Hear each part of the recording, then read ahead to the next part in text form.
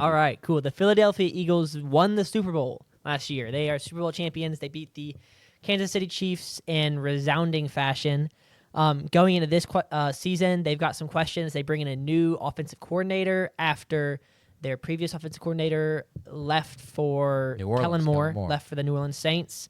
And they also return. They don't add any new pieces on defense, but let's start on defense because I think that's the most interesting place. The Philadelphia Eagles, over the last probably 5 years, have been the example of, I would say, the example of roster building. And they've benefited a lot. They've hit on a lot of guys that they've drafted, but the Philadelphia Eagles scouting well. Yes, the Philadelphia Eagles have been able to continue this approach of when they realize a guy is either close to being unpayable, like they're going to have to let him walk, or close to retirement, they draft his replacement a year or two ahead of that exit, however that exit's going to go. It's retirement or free agency. And then that replacement steps up and has played well. That's Cam Jurgens. That's some other guys in the secondary Quinyon Mitchell and Cooper DeJean. It's Jalen Hurts. I mean, they drafted him as a potential replacement to Carson Wentz in the second round, and then Carson Wentz has a bad year. Hurts comes in, wins some games, and now 2-3 years later has won a Super Bowl. Jordan Davis and Jalen Carter. Fletcher Cox. Yeah, and so this year they're in the exact same situation. They've had some guys retire and leave in free agency, and on defense they replaced Milton Williams with Moro Ajomo. I don't know if I said that right. They replaced Josh Sweat with Jalix Hunt. They replaced Darius Slay with Keely Ringo Ringo was already the team, but he wasn't not a really starter. playing tons. He was not a starter. He gets an increased role. And then C.J. Gardner-Johnson also, they replaced, I believe, 5 starters with 5 guys who were in the building last year, but the 5 guys who were not starters. And so my question is, are those 5 pieces going to be able to step in and play at the same level? Are we going to see the same number one defense in opponent yards per game and points per game, or are we going to see a step back under the same defensive coordinator? I think it's going to be interesting. The defenses, I think it should be good again because they have really good pieces. A big question for them is kind of a youth perspective. I think bringing back Zach Bond helps that a ton, being kind of a veteran and leader in that locker room, because outside of that, really, Reed Blankenship is the only guy you could look to for veteran help. All of these guys are super young. I mean, Quinyon Mitchell, Cooper DeJean, Sidney Brown, Keely Ringo, Jalen Carter, Jordan Davis, Nolan Smith Jr., Nakobe Dean even. All of these guys are on their first contract. They're not even on their second contract. They're on their rookie contract. So I think veteran leadership is where you get into a spot of maybe that's a question. Where I think they're fine there is in Nick Sirianni being a leader in that locker room and really kind of being a dog and really trusting his defense and trusting his players a ton. I think it gives them, and it gave them last season, the ability to play with a ton of confidence. And then again, they crushed the draft by just taking the best player available, and he falls to him. Jahad Campbell falls to them. Andrew Mbaku, I think, is going to be Makuba. I don't know why I said M'Baku. That's not even close to how you would pronounce that. That's the guy from Black Panther, M'Baku, right? I hope you're right. It's not. That's a tough look. It's the guy. I think you're right. Yeah. Who? Makuba? Yeah, Andrew Makuba. Andrew Makuba, formerly of Clemson from Horns Down, joins them. Second round pick. I think he's actually going to be very good for them as well. They also added Smell Munden Jr. from Georgia. Another Georgia defender joins the Eagles defense. I think the defense is going to be really good again. My question is, like I said, veteran leadership. How are they going to respond when they're kind of getting torn apart? How are they going to respond when things aren't going good? How are they going to respond when Nick Sirianni inevitably says something stupid or makes fun of a fan in the stands for no reason? Are they going to be able to respond when Jalen Hurts has a bad game? What if Saquon gets hurt? With the diva ship with A.J. Brown, Starkville legend, I think it's a question, does their defense kind of respond to that? And then how does their defense play against really good quarterbacks this season. They're going to play Kansas City and the Patrick Mahomes. They'll play Dak Prescott twice. They're going to play Jaden Daniels, who played really well against them in one game and kind of struggled in Thursday Night Football against them in the other. They'll play Jared Goff and that Detroit offense. They're going to play Mike McCarthy, Minnesota and J.J. McCarthy. And that offense, Denver and Bo Nix, they have to play. Like, that's not an easy one. Heisman candidate Bo Nix. This is probably the year. Yeah, we'll see.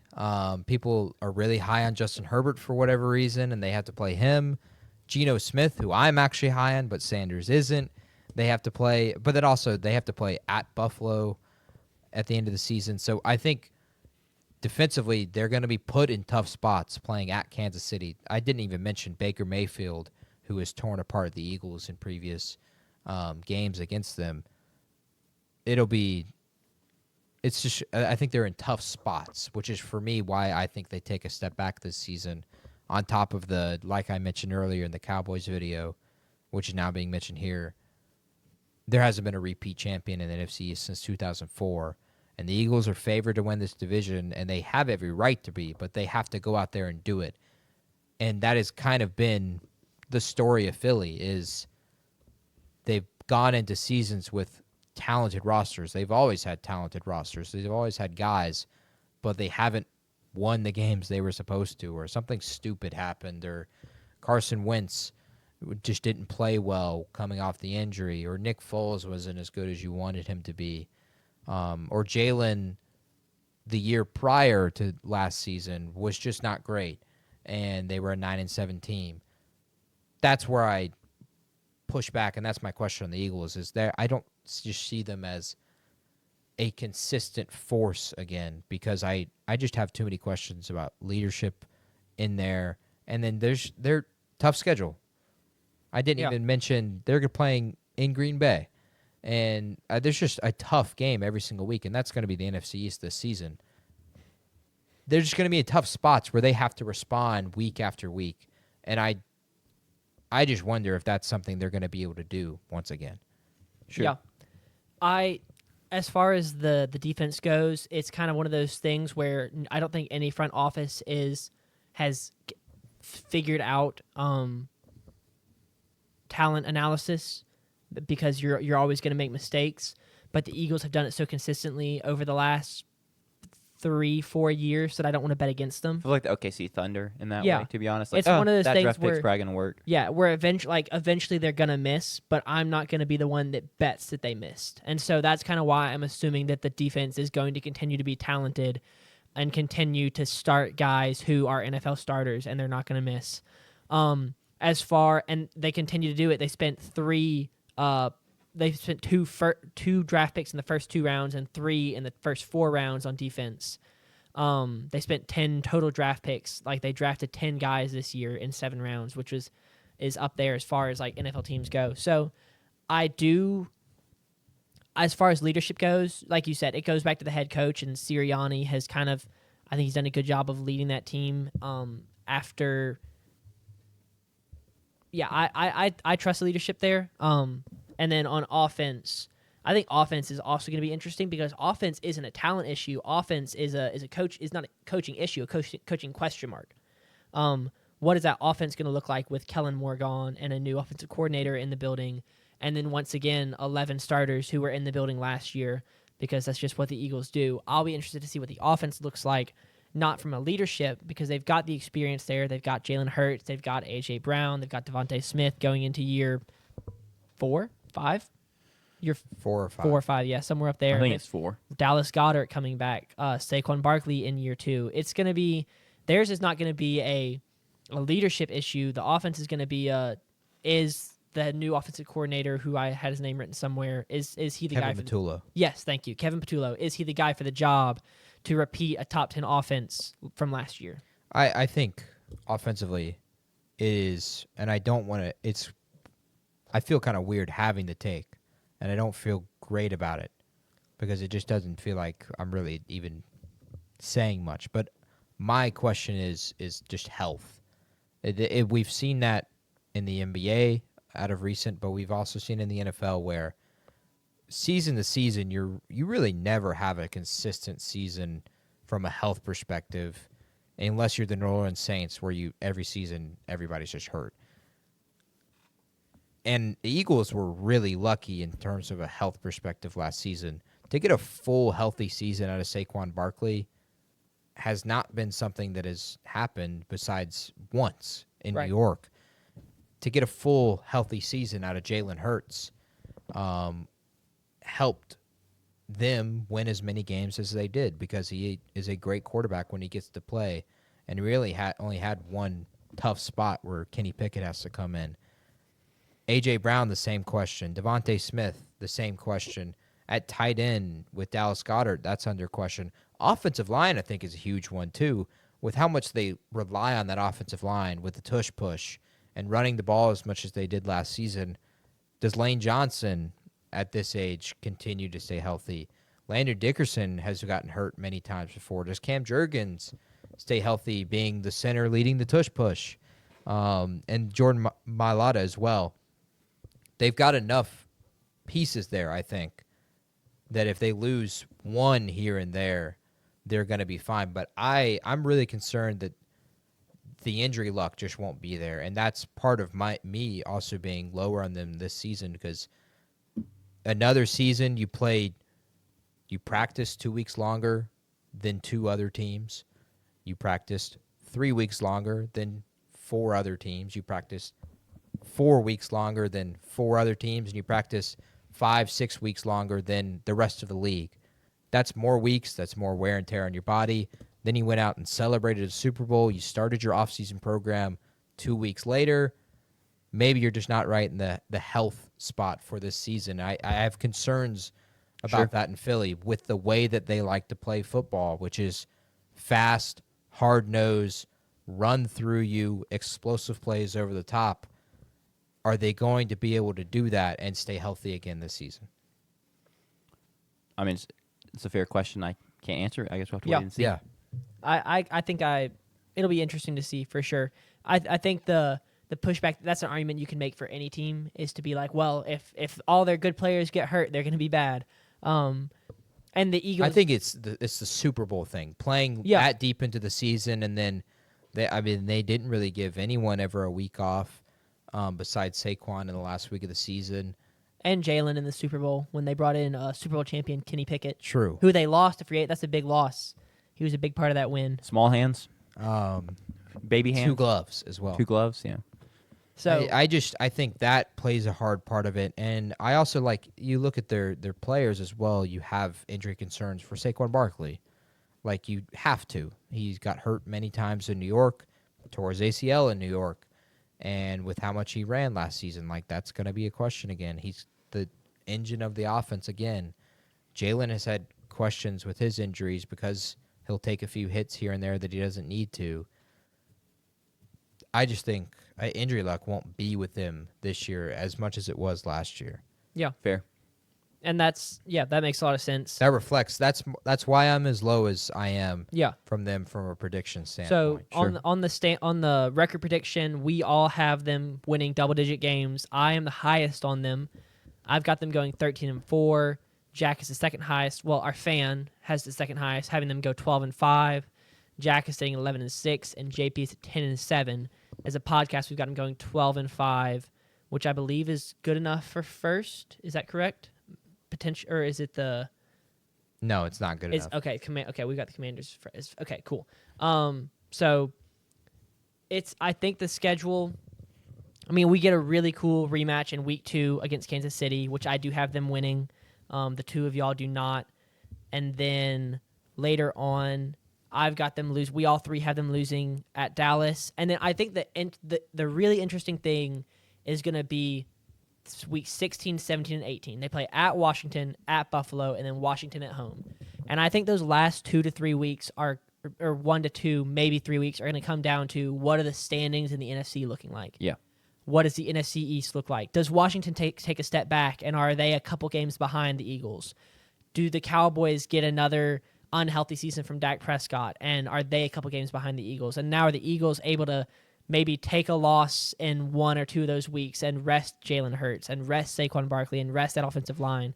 I think those last two, I have them losing 2 out of the last 3, in part just because it's a really tough 2 out of 3 weeks.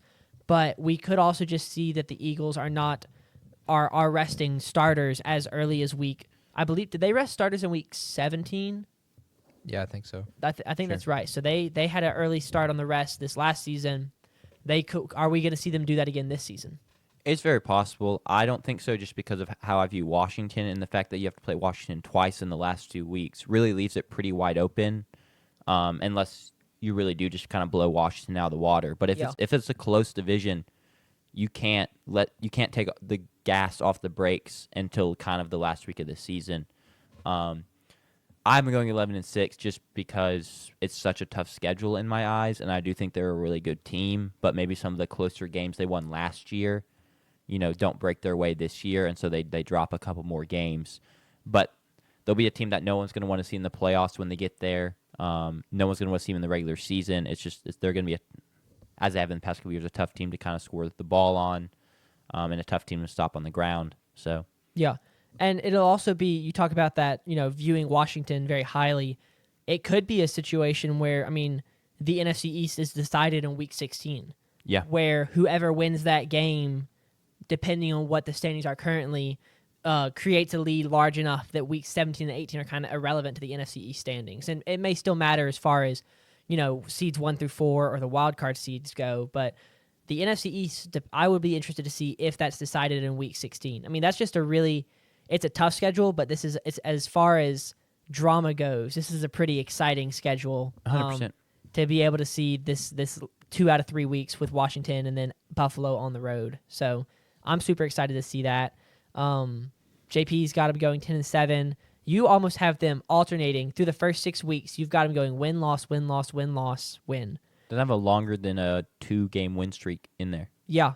That's true. Yeah, that's really interesting. JP, you want to talk about your predictions? I think for me, it's a consistency thing because of the defense, and I wonder how they play on a week-to-week basis. Are they able to play at a high level? And then they're playing tough teams, tough quarterbacks. I expect them to win the Dallas game because it's the opening night. It'll be the first game of the season. The crowd's going to be electric.